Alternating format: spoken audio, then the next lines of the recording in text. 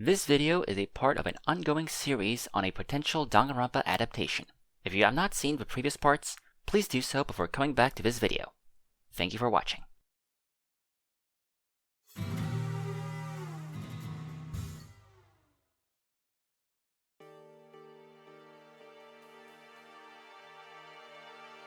Going into the second chapter, most events would play out the same. The students get access to the second floor, the locker room system and how to enter them is explained, and they figure out a bit more about the school itself with information from the letter found in the library. The broken laptop is also found, which will be important later down the line. As for character interactions, we can keep the same ones as before. Toko becomes obsessed with Byakuya and follows him around wherever he goes, to his misfortune. Taka and Mondo have their sauna contest, resulting in both of them becoming lifelong friends. And for some viewers, more than that. And of course, Chihiro becomes self-conscious, feeling weak and useless, to which Mondo comforts her. The main difference now is that Hiro is replaced with Leon.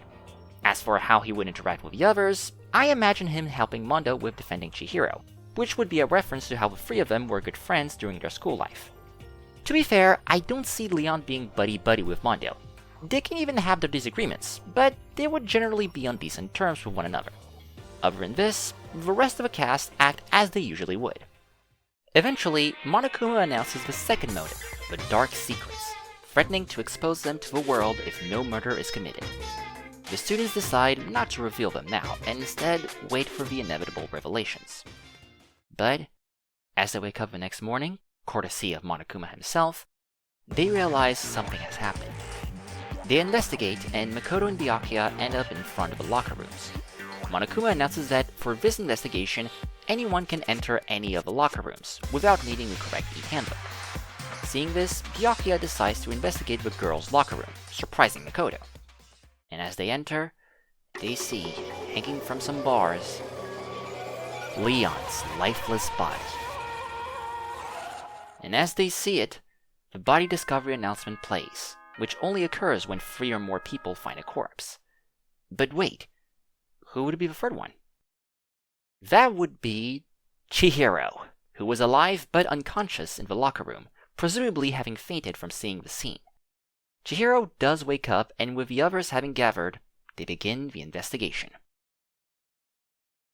One small difference from the original game would be that the murder took place around 1:30 AM, half an hour before it originally happened.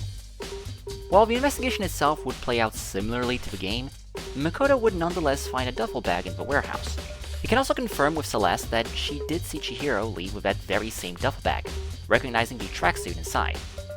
Makoto would then talk with Chihiro, who would tell him that she did take the duffel bag to the locker rooms, but never entered the girls' locker room, eventually putting it back in the warehouse. But with the other evidences collected, the class trial would begin.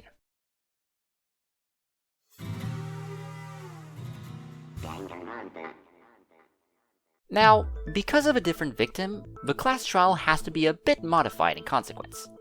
Before anything, I believe that we should add one small suspicion to one character in particular, Chihiro.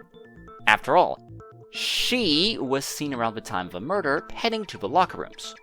While it can create some suspicion, Makoto should be able to refute that by saying that Chihiro was seen after the murder took place. If she was the killer, there would be no reason to go back to the locker rooms long after the murder. Plus, the duffel bag didn't have any damage, and everything in it was the same as when Celeste saw it. If they were used, it would have either been bloodied up or destroyed, yet it was intact.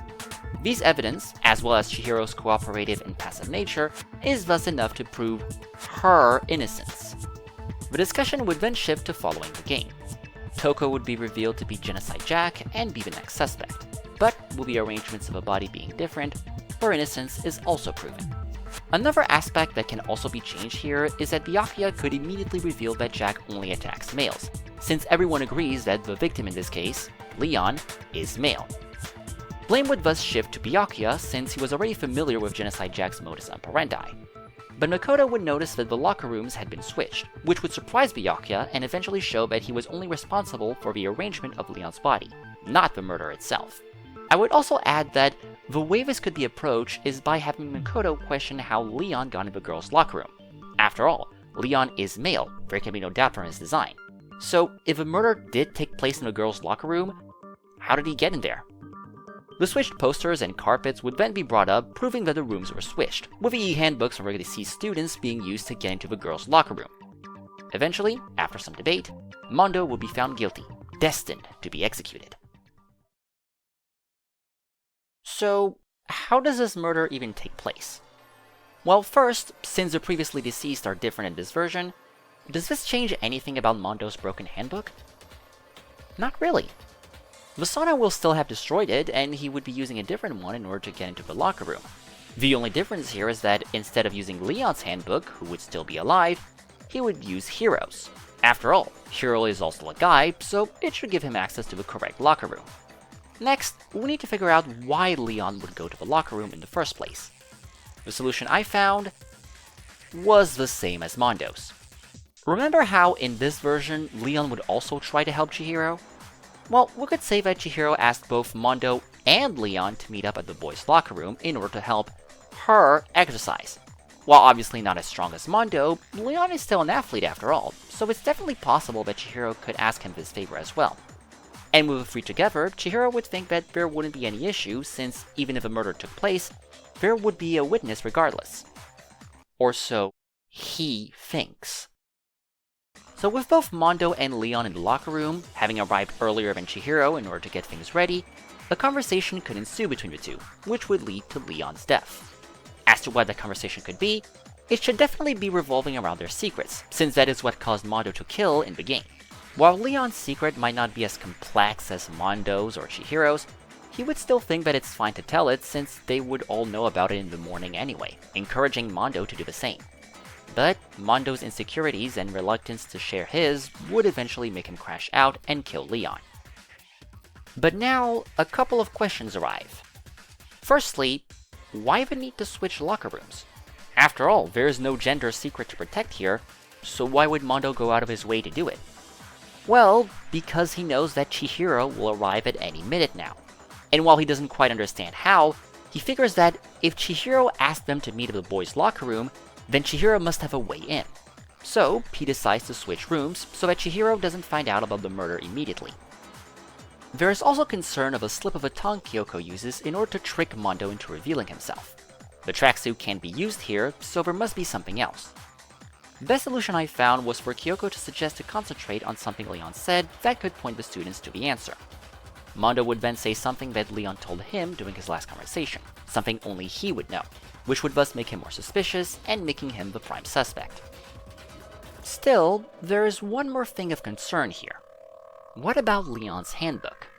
In the game, the fact that a handbook was found in the sauna is what ultimately proves Mondo's guilt. So he needs to destroy the handbook here as well in order to prove that his own handbook was destroyed. But why then? Well, this is where I like to talk about some creative liberties I'm taking in regards to the handbooks. It's clear from their design that they resemble phones or tablets, so why not add some features from phones, such as a camera? This feature would generally be used by the students in order to take pictures of the different pieces of evidence found during the investigation, using them during the class trials. In that way, the audience can still have a visual indication, while the students don't damage any important aspect of a crime scene. But for this case, we could say that Leon decided to take a picture of him and Mondo on his handbook. His fairly unserious nature could make it understandable after all. And so, Mondo would need to get rid of the handbook in order for that photo to not be discovered, which would show that he was with Leon and thus make him more suspicious. We could also make it that Kyoko is the one to find the handbook instead of Hifumi, allowing her to be much more involved in the class trial. Lastly, we need to talk about one last thing. Leon's secret. If that is the reason why Mondo killed him, then it must be revealed in this chapter. The good news is that, with Leon being dead at this point in the game, his secret was never revealed, so we can choose any that fit with him. And for Leon, I would like to explore his relationship with baseball a bit more closely. In the game, he tells Makoto that he quit baseball in order to pursue a path in rock music. That can still be the case here, but what if Leon didn't want to completely quit baseball? I mean, he's the ultimate baseball star. Even if he's naturally gifted, he still must care a little about the sport, right? Well, for this version, I'd say he does. As such, I believe his secret would be something of the likes of, despite denying it, Leon still cares about baseball. Sure, it might not seem like the most earth-shattering secret out there, but it's that simple nature that would make Leon more comfortable to reveal it to Mondo, since it's not a super deep and complex secret. As for why he would quit, well, let's remind ourselves of one of Leon's personality traits, the fact that he's hot-headed and a bit rebellious. So it's easy to imagine that he would butt heads with his coach and decide to quit since his own personal style clashed with official regulations. That would definitely feel in character for Leon and allow us to have a perfectly understandable secret for his character.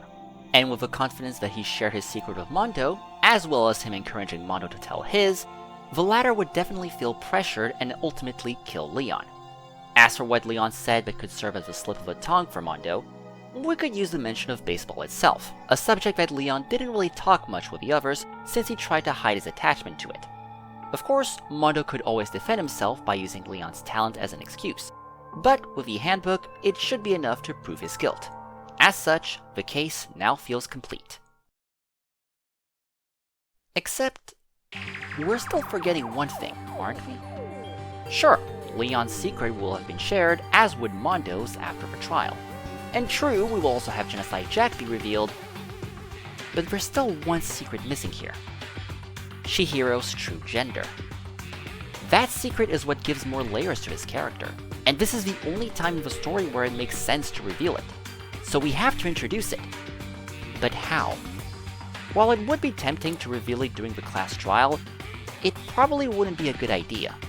Remember how the only working handbooks that anyone could get were Sayaka's and Junko's, both of whom were girls? Well, for someone to get in both locker rooms, they would need 2 handbooks of opposite gender. And if the only ones available to all were females, then the culprit must be male, hence how Mondo could switch rooms. So, if Chihiro revealed that he was a guy during the class trial, it would only make him more suspicious when he knows he's innocent. So clearly, that's not the right approach. Instead, we should set the scene for it to be revealed after the trial. As we discussed before, Chihiro would be the one to ask both Mondo and Leon to meet up at the locker room.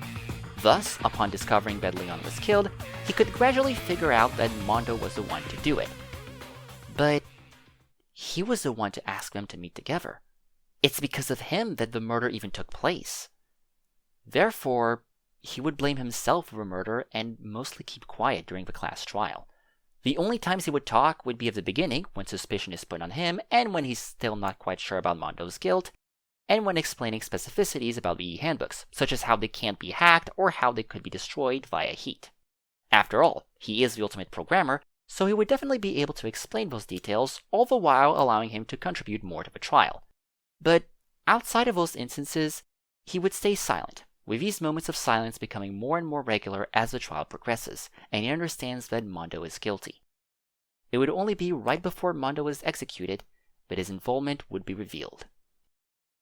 Taka, still trying to process that his best friend will die, asks Mondo why he went to the locker room, as that detail has yet to have been revealed since not important to the case itself. Mondo would tell about the meeting, but not mention Chihiro, wishing to protect him. But Taka, believing that person to be the true culprit, would only keep asking for the truth. And as the students stay silent, watching the scene, Chihiro would finally step up and confess everything, that he was the one to ask for Mondo and Leon to meet up to help him exercise and get stronger in order to reveal his secret to the others. The students would be puzzled, as why would a girl ask to meet up at the boys' locker room? And right before Monokuma is about to tell them how, Chihiro himself takes courage and reveals his secret to the others, that he is a boy. He also uses the letter Monokuma gave him containing his secret, as well as his own handbook to further prove his claim. As the students are shocked, Chihiro explains to them why he hid this fact from them, telling them about his past and how things went down for him that night. After asking Mondo and Leon to meet up, he went and prepared himself in the hangar, meeting with Celeste there. He then went to the boys' locker room using his own handbook to get in. At that time, the murder had already taken place half an hour before, and Mondo already switched the crime scene, so Chihiro did not realize that something terrible had happened. So, he simply waited for the others to show up. But they never did. Saddened, Chihiro started doubting himself again, feeling weak once again, and decided to return to his room, putting the duffel bag back in the hanger. It's only after waking up in the morning and Monokuma telling him something had happened that Chihiro understood and rushed to the girls' locker room, only to find Leon's lifeless body.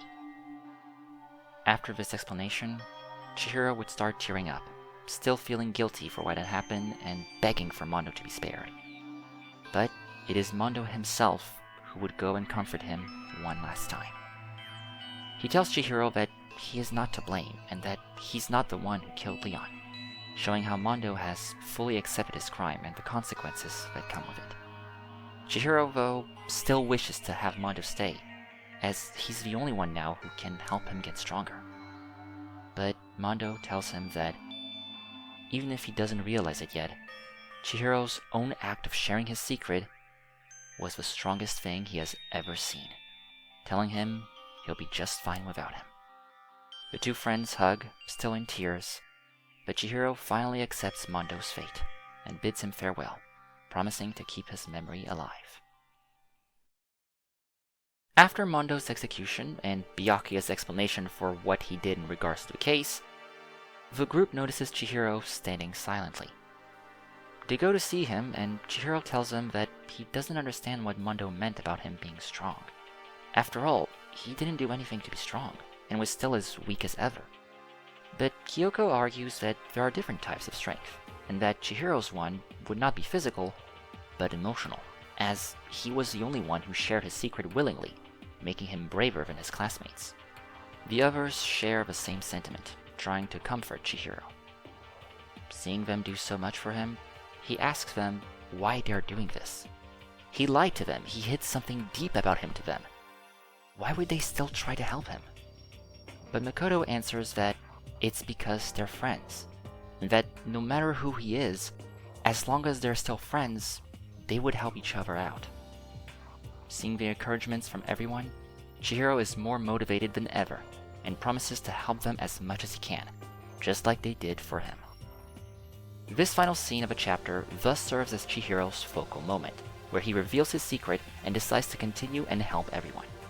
And with Makoto's involvement, he was thus able to help a first friend in need, accepting him for who he truly is, and encouraging him to chip in as best he can. It is a scene full of emotion, but one appropriate for someone like Chihiro, which would allow him to continue to grow for the rest of the season. With that, all the mysteries of the case were solved, and all the important secrets were revealed. But there's still one more question. Why change this case in particular? The one from the game is a fan favorite after all, so why go through all of this? And why change the victim? Well, let's dive into why this new victim was changed.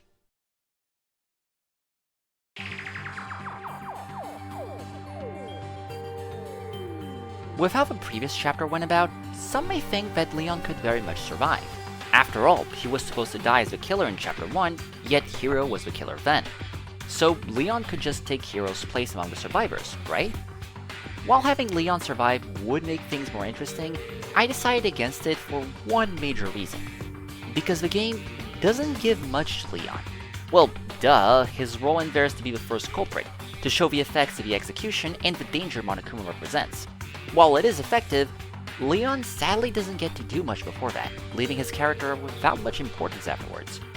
Admittedly, this is also the reason why I chose to have him live longer, to give him a chance for us to learn more about him and explore more of his personality and wishes, something the game didn't go too much into. But his lack of presence, as well as him originally being a killer and thus hard to trust, meant that it would be best to have him die anyway, even if later in the narrative. So, if he would die anyway, why not choose another killer to be the victim instead? Well, for two reasons. First off, the two other killers who could take his place are usually more popular than him. Not to say that Leon is unpopular, he definitely has his fans, but his short presence does prevent most from getting too attached to him. And second, unlike the other two, Leon will be the only one to benefit from this change, since his new death would take place after its original one. If we were to do the same for the other killers, then their screen time would have to be reduced, which could disappoint some fans. With the extra time granted from a later death, Leon can thus grow more as a person, and the viewer can discover a new side to him that they didn't know before. And while he's the least popular of the killers, it's also that lack of popularity that can help him here, as a way to be rediscovered by fans. So yeah, while this change only delays the inevitable for him, it is still quite beneficial for Leon, as he is able to get more depth, which could make him a more beloved character as a result.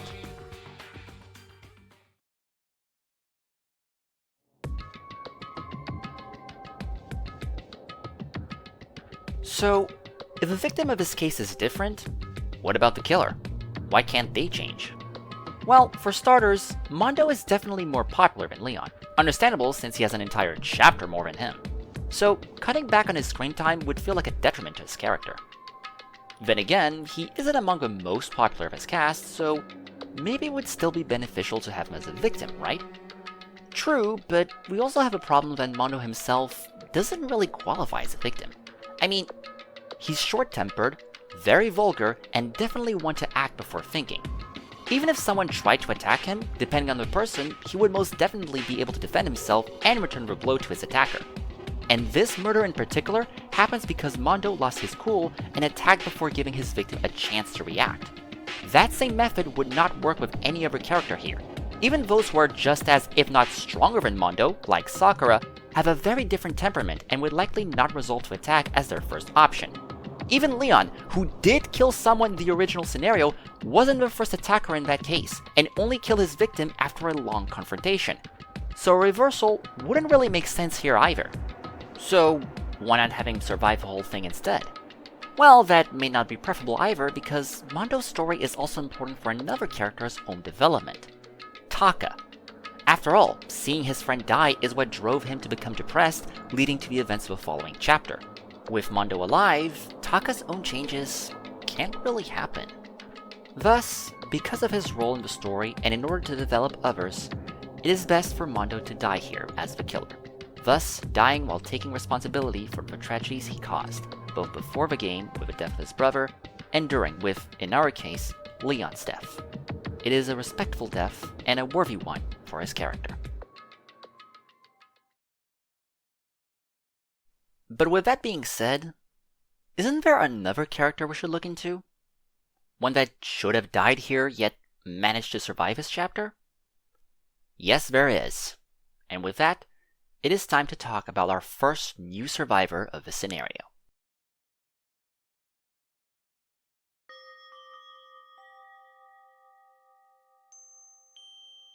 Out of all the victims that we could have chosen to survive, why Chihiro?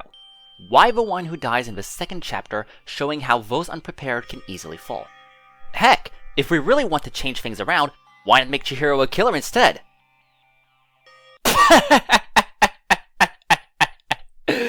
Oh, right, because the sweetest, most innocent, and least confrontational member of a cast would definitely be the type to kill someone voluntarily. Even if he wanted to, for some reason, his small size puts him at a huge disadvantage in those scenarios. So clearly, Chihiro can't possibly be a killer. Doing so would require a very long explanation as to how and why he did it. As for why making him a survivor, well, first off, let us be honest with ourselves here. Chihiro is easily one of the most popular characters in the game. Maybe not the most popular, but still one that has a sizable fanbase. Heck, I've never seen someone who straight up hates his character, so it's clear that he is easily one of the most well-liked overall. But popularity isn't everything, as if he doesn't add anything to the plot, he probably wouldn't have changed. However, the thing is, Chihiro is probably one of the most important characters in the entire franchise. Sure, most of this comes after his death in the game, but even still, he's responsible for Alter Ego, and thus helping the survivors find answers about the school, and saving Makoto from his execution. Even beyond this game, were it not for Chihiro, the second game and everything that comes after wouldn't have happened. So he's clearly an important figure in the world of Danganronpa. In fact, this importance could justify his survival, since some of his contributions can more easily be explained if he is alive after the first game, instead of having to come up with more or less satisfactory explanations. Okay, so clearly, his survival can benefit the plot. But beyond that, there's one more thing that cements Chihiro in the role of a new survivor, and that's his own personal growth. His arc revolves around him getting braver, to take the courage to reveal to the others his own secret, and thus accept himself for who he is. He wants to better himself and grow from his experience, and unfortunately, the game did not allow him to do so. But with this new scenario, I believe he should be able to experience this. As such, this chapter can help Chihiro to get stronger. Maybe not physically, but definitely mentally and emotionally, giving him a way to reveal his true gender to the others. And his potential is strengthened through the following chapters, as we can explore his relationship with the other characters, as well as with his own creation and alter ego, and how he uses him to help the others, and of course, his own demeanor, as he can grow more confident and assertive through his journey, using his technological expertise to help his friends throughout. Of course, the idea is not to make him a super tough and explosive character. He should still be the loving and caring boy he was in the game. But keeping him alive allows us to give him the strength he wanted, to give him the development and growth his character needed. In short, Chihiro is the perfect candidate to become a survivor. His popularity, importance to the plot, and personal growth can easily make him a fan favorite of the season, turning this shy and emotional boy into a confident, kind, and technologically smart guy. But how will he help? And how will his growth be presented? Well, for this, we must dive into the next chapter.